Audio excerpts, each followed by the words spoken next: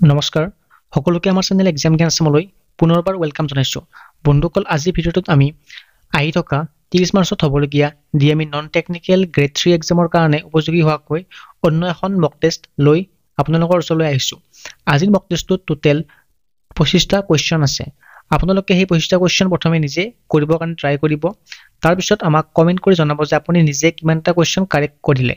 আজি যিবিলাক কোৱেশ্চন আমি লৈ আহিছো সেই কোৱেশ্চন বিলাক টোটালি প্ৰিভিয়াস ইয়াৰ কোৱেশ্চনৰ ওপৰত বেস কৰি অনা কোৱেশ্চন হয় গতিকে এই ভিডিঅটো আৰম্ভণিৰ পৰা শেষলৈকে চাব প্ৰথম কোৱেশ্চনত কৰিছে হু ৰোড অৰ্থশাস্ত্ৰ অৰ্থাৎ অৰ্থশাস্ত্ৰখন তলত দিয়া কোন গৰাকী ব্যক্তিয়ে লিখিছিল যদি আমি অপচনসমূহ ভালকে চাও এইটো কোৱেশ্চনৰ কাৰেক্ট আনসাৰটো হ'ব অপচন নম্বৰ বি কৌটিল্য কৌটিল্যই অৰ্থশাস্ত্ৰ লিখিছিল কৌটিল্যৰ আৰু এটা নাম হৈছে বিষ্ণুগুপ্ত বিষ্ণুগুপ্তৰ উপৰিও কৌটিল্যৰ আৰু এটা নাম আছে আৰু সেইটো হৈছে চাণক্য মানে কৌটিল্যক বিষ্ণুগুপ্ত আৰু চাণক্য এই দুটা নামেৰেও জনা যায় কোৱেশ্চন নম্বৰ 2 কৰিছে Chanakya the author of অৰ্থশাস্ত্ৰ was a minister in the court of মানে অৰ্থশাস্ত্ৰৰ লিখক চাণক্য কাৰ ৰাজসভাত এগৰাকী মন্ত্ৰী আছিল আৰু এইটো কোৱেশ্চনৰ কাৰেক্ট আনসাৰটো হ'ব অপচন নম্বৰ সি চন্দ্ৰগুপ্ত মৌৰ্য চাণক্য চন্দ্ৰগুপ্ত মৌৰ্যৰ ৰাজসভাৰ এগৰাকী মন্ত্ৰী আছিল থাৰ্ড কোৱেশ্চনত আমাক খুদিছে হু was the court physician during the reign of Kanishka কনিষ্কৰ শাসনকালত তেওঁৰ ৰাজসভাৰ চিকিৎসক কোন আছিল আৰু এইটো কোৱেশ্চনৰ কাৰেক্ট আনসাৰটো হ'ব অপচন নম্বৰ সি সৰক এই যে কনিষ্ক আছে তেওঁ কোন বংশৰ ৰজা আছিল কনিষ্ক কুষাণ ডাইনেষ্টিৰ এজন ৰুলাৰ আছিল কোৱেশ্চন নম্বৰ 4 ত কৰিছে হুইচ হিষ্টৰিকেল ইভেন্ট টুক প্লেচ ইন দ্য ইয়াৰ 1757 অৰ্থাৎ 1757 চনত তলত দিয়া কোনটো ঐতিহাসিক ঘটনা সংঘটিত হৈছিল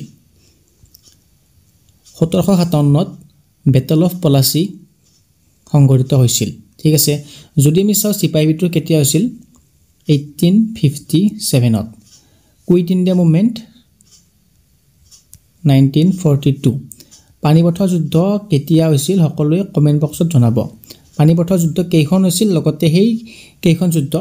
কিমান চনত সংঘটিত হৈছিল গোটেইখিনি কমেন্টত জনাব কোৱেশ্চন নম্বৰ 5 ত আমাক খুৰিছে the famous Konark Sun Temple in Orissa was built by which king ঠিক আছে Konark Sun Temple to কোনজন ৰজাই নিৰ্মাণ কৰিছিল আমাক খুৰিছে আৰু কেতিয়া নিৰ্মাণ কৰিছিল হেতু খুৰিছে যদি আমি অপচন ভালকে চাও এইটো কোৱেশ্চনৰ কাৰেক্ট আনসাৰটো হ'ব অপচন নম্বৰ এ নৰসিংহা দেৱ আৰু কেতিয়া নিৰ্মাণ কৰিছিল 13th century অৰ্থাৎ 1300 শতিকাত নিৰ্মাণ কৰিছিল নৰসিংহা দেৱে নেক্সট কোৱেশ্চনত আমাক খুদিছে ইন হুইচ ট্ৰেক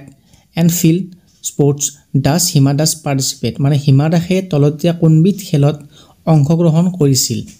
আৰু এইটো কোৱেশ্চনৰ কাৰেক্ট আনসাৰ হ'ব অপচন নম্বৰ সি স্প্ৰিন্টছ বা শৰ্ট ডিসটেন্স ৰানিং মানে স্প্ৰিন্টছ মানে কি হয় শৰ্ট ডিসটেন্স ৰানিং হয় স্প্ৰিন্টছ বুলি জনা যায় কোৱেশ্চন নম্বৰ 7 ত আমাক খুদিছে হু was awarded the Assam Baibhav award in December 2021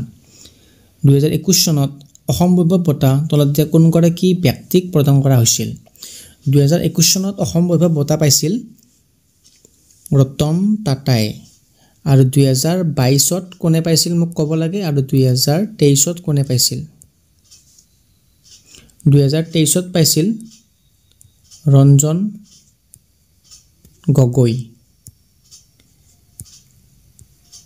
2022 ত কোনে পাইছিল সকলোৱে কমেন্ট বক্সত কমেন্ট কৰি জনাব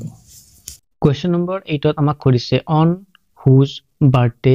ইজ অভিৰুচি স্পৰ্টছ ডে সেলিব্ৰেটেড ইন আসাম কোন গৰাকী ব্যক্তিৰ জন্মদিনত অভিৰুচি ক্ৰীড়া দিৱস পালন কৰা হয় আৰু এইটো কোৱেশ্চনৰ কাৰেক্ট আনসাৰটো হ'ব অপচন নম্বৰ এ ভোগেশ্বৰ বৰুৱা ডেটটো কিমান হয় ডেটটো হৈছে 3rd of September মানে 3 সেপ্টেম্বৰত অভিৰুচি স্পৰ্টছ ডে পালন কৰা হয় কোৱেশ্চন নম্বৰ 9 আমাক খুদিছে the Rang Ghar was constructed during the reign of Rang Ghar কাৰ ৰাজত্বকালত নিৰ্মাণ কৰা হৈছিল ৰংঘৰটো প্ৰথমতে বনাইছিল আমাৰ স্বৰ্গদেউ ৰুদ্ৰসিংহই ঠিক আছে আৰু স্বৰ্গদেউ ৰুদ্ৰসিংহ যিটো ৰংঘৰ বনাইছিল সেইটো আছিল বাঁহ বেতেৰে বনোৱা কিন্তু পিছত যেতিয়া আগৰ ৰংঘৰটো মানে ডেমেজ হ'ল তাক পুনৰ ৰিবিল্ড কৰে অৰ্থাৎ পুনৰ নিৰ্মাণ কৰে আৰু কোনে নিৰ্মাণ কৰিছিল পুনৰ স্বৰ্গদেউ প্ৰমত্ত সিংহই পুনৰ নিৰ্মাণ কৰিছিল যদি কোৱেশ্চনত ৰিবিল্ড বুলি থাকিলে হয় তেতিয়াহ'লে প্ৰমত্ত সিংহ হ'ল হয় কিন্তু ইয়াত জাষ্ট কৰিছে যে কাৰ দিনত বনোৱা হৈছিল সো ইয়াৰে কাৰেক্ট এনসাৰটো হ'ব ৰুদ্ৰসিংহ মানে দুইটা যদি অপচন দিয়া থাকে অলপমান বস্তুটো কনফিউজিং হৈ যায় কিন্তু যেহেতু কোৱেশ্চনত ৰিবিল্ড ৱৰ্ডটো নাই সো আমি ইয়াত ৰুদ্ৰসিংহটোকে কাৰেক্ট এনসাৰ হিচাপে ল'ম Question number 10 আমাক সুধিছে who was the first person from Assam to clear the Indian Civil Service অৰ্থাৎ ICS examination অসমৰ পৰা ICS পাছ কৰা প্ৰথম গৰাকী ব্যক্তি কোন হয় আৰু এইটো কোৱেশ্চনৰ কাৰেক্ট এনসাৰটো হ'ব option number B Anandaram Barua option B হ'ব ইয়াতে কাৰেক্ট এনসাৰ Question number 11 সুধিছে between which two towns is the Naranarayan Setu situated মানে কোন দুখন ঠাইৰ মাজত নৰনাৰায়ণ সেতুখন আছে যদি আমি অপচনসমূহ চাও এইটো কোৱেশ্চনৰ কাৰেক্ট এনসাৰটো হ'ব অপচন নম্বৰ সি যোগীগোপা আৰু পঞ্চতন্ত্ৰ অপচন নম্বৰ সি হ'ব ইয়াতে কাৰেক্ট এনসাৰ নেক্সট কোৱেশ্চনটো হৈছে আমাৰ অসম গভৰ্ণমেণ্টৰ সকলোবিলাক এক্সামৰে ফেভাৰিট কোৱেশ্চন আৰু এইটো কোৱেশ্চনত সুধিছে who was the last king of Ahom kingdom আহোমৰ শেষৰজন ৰজা কোন আছিল আৰু ইয়াৰে কাৰেক্ট এনসাৰ হ'ব অপচন নম্বৰ ডি পুৰন্দৰ সিংহ আছে আহোমৰ শেষৰজন ৰজা Question number 13 The Padmini episode is connected with which Sultan of Delhi মানে পদ্মিনী আখ্যান তলত দিয়া কোনজন দিল্লীৰ সুলতানৰ লগত জড়িত আছিল এই পদ্মিনী আখ্যানখন আলাউদ্দিন খিলজিৰ লগত জড়িত আছিল গতিকে কাৰেক্ট এনসাৰ হ'ব option number B Alauddin Khilji Question number 14 Lakshminath Bezbaruah poem O মোৰ আপোনাৰ দেশ was published in লক্ষ্মীনাথ বেজবৰুৱাদেৱে লিখা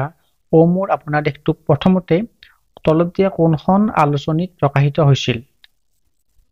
এইটো কোৱেশ্চনৰ কাৰেক্ট এনসাৰটো হ'ব অপচন নম্বৰ এ বাহি কিমান চনত হৈছিল 1909 চনত O মোৰ আপোনাৰ দেশটো লক্ষ্মীনাথ বেজবৰুৱাই লিখিছিল কিন্তু কেতিয়াবা এক্সামত এনেকৈ আহে যে O মোৰ আপোনাৰ দেশটো কোনে সুৰ দিছিল যদি খুদে যে কোনে সুৰ দিছিল সুৰ কোনে দিছিল সুৰ দিছিল কমলা প্ৰসাদ আগৰৱালাই সুৰ দিছিল কমলা প্ৰসাদ আগৰৱালাই আৰু লিখিছিল লক্ষ্মীনাথ বেজবৰুৱাই Question number 15 Who was the chief minister of Assam immediately after Gopinath Bordoloi মানে গোপীনাথ বৰদলৈৰ ঠিক পিছতে আমাৰ অসমৰ মুখ্যমন্ত্ৰী কোন হৈছিল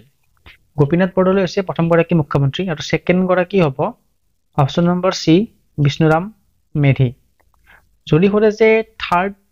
কোন আছিল মানে 3 নম্বৰ জন মুখ্যমন্ত্ৰী কোন আছিল বিমলা প্ৰসাদ চলিহা হৈছে থাৰ্ড বিষ্ণুৰাম মেধি হৈছে সেকেন্ড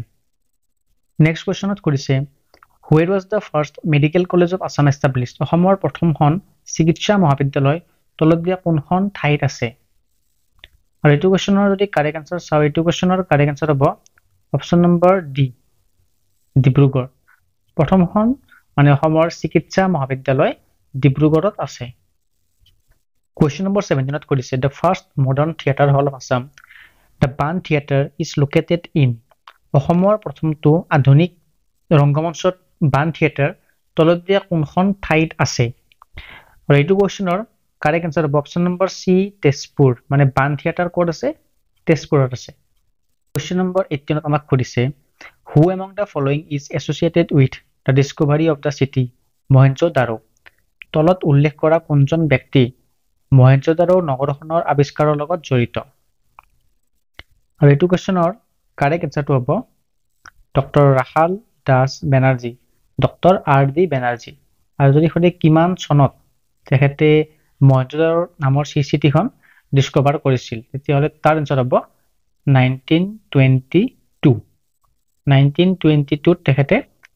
মহেঞ্জো-দাৰো ডিস্কভাৰ কৰিছিল Question number 19 ত কৰিছে Who among the following was an explorer to visit India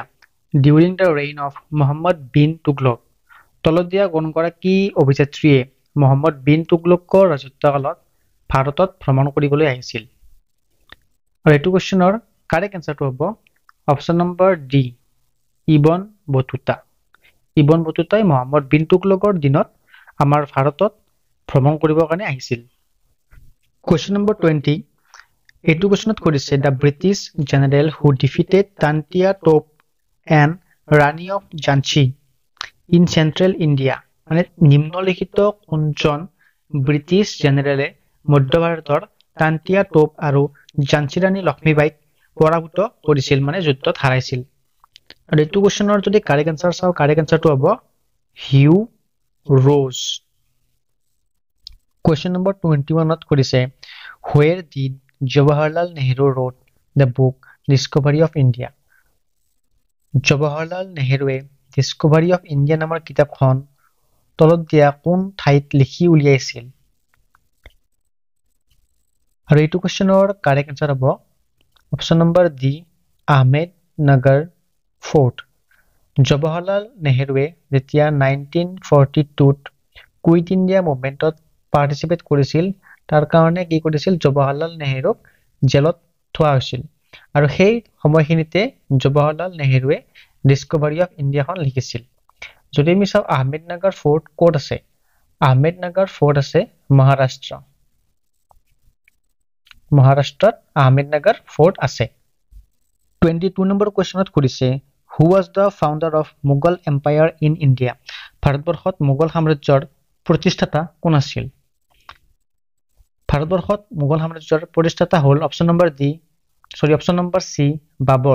বাবৰে আমাৰ ভাৰতত মোগল সাম্ৰাজ্যৰ প্ৰতিষ্ঠা কৰিছিল যদি আমি চাও বাবৰে 1526 চনত পানিপথৰ প্ৰথম যুদ্ধত ইব্ৰাহিম লোধিক পৰাস্ত কৰি আমাৰ ভাৰতত মোগল সাম্ৰাজ্যৰ প্ৰতিষ্ঠা কৰিছিল 23 নম্বৰ কোৱেশ্চনত আমাক কৰিছে the first private bank of Assam set up in the year 1926 was মানে অসমত যেটো প্ৰথম প্ৰাইভেট বেংক আছে যেটো নেকি 1926 চনত প্ৰতিষ্ঠা কৰা হৈছিল সেই বেংকটোৰ নামটো কি আৰু এইটো কোৱেশ্চনৰ কাৰেক্ট এনসাৰটো হ'ব গুৱাহাটী বেংক লিমিটেড অৰ্থাৎ option number B Guwahati bank limited Question number 24 আমাক কৰিছে the first Assamese writer to receive the Gyanpith award was Gyanpith বঁটা পোৱা প্ৰথম অসমীয়া লিখক কোন গৰাকী যদি আমি অপচনসমূহ চাও এইটো কোৱেশ্চনৰ কাৰেক্ট এনসাৰটো হ'ব option number D Birendra Kumar ভট্টাচাৰ্যই 1979 ত মৃত্যুঞ্জয় গ্ৰন্থখনৰ কাৰণে এখন উপন্যাস হয় সেইখনৰ কাৰণে তেখেতে জ্ঞানপীঠ বঁটা পাইছিল যদি অপচনত আসামিজ ওয়াৰ্ডটো নাথাকে এইটো ওয়াৰ্ড নাই সাপোজ জাস্ট কৰিছে যে ফাৰ্স্ট ব্যক্তি যে নেকি জ্ঞানপীঠ বঁটা পাইছিল তেতিয়া হলে তেখেতৰ নামটো হ'ব শংকৰ কুৰুপ আৰু তেখেতে 1965 ত জ্ঞানপীঠ বঁটা পাইছিল বন্ধুসকল আজিৰ আমাৰ মক টেষ্টৰ এইটো হৈছে অন্তিমটো কোৱেশ্চন ভিডিওটো ইমানলৈকে ধৈৰ্য ধৰি চোৱাৰ কাৰণে সকলোকে ধন্যবাদ আৰু আমাৰ লাষ্ট কোৱেশ্চনটোত আমাক কৰিছে which of the following is true about Pobitora সম্পৰ্কে তলত দিয়া কোনটো লাইন সত্য হয় ট্ৰু হয় আমাক কৰিছে এইটো কোৱেশ্চনৰ যদি আমি কাৰেক্ট আনসাৰ চাও এইটো কোৱেশ্চনৰ কাৰেক্ট আনসাৰটো হ'ব অপচন নম্বৰ ডি আৰু ডিত কৈছে যে it is a wildlife sanctuary in Morigaon district এখন ওয়াইল্ডলাইফ চেঞ্চুৰী হয় যিখন নেকি মৰিগাঁও ডিস্ট্ৰিক্টত আছে বন্ধুসকল আজিৰ ভিডিওত ইমানখিনি আছিল লগ পাম নেক্সট ভিডিওত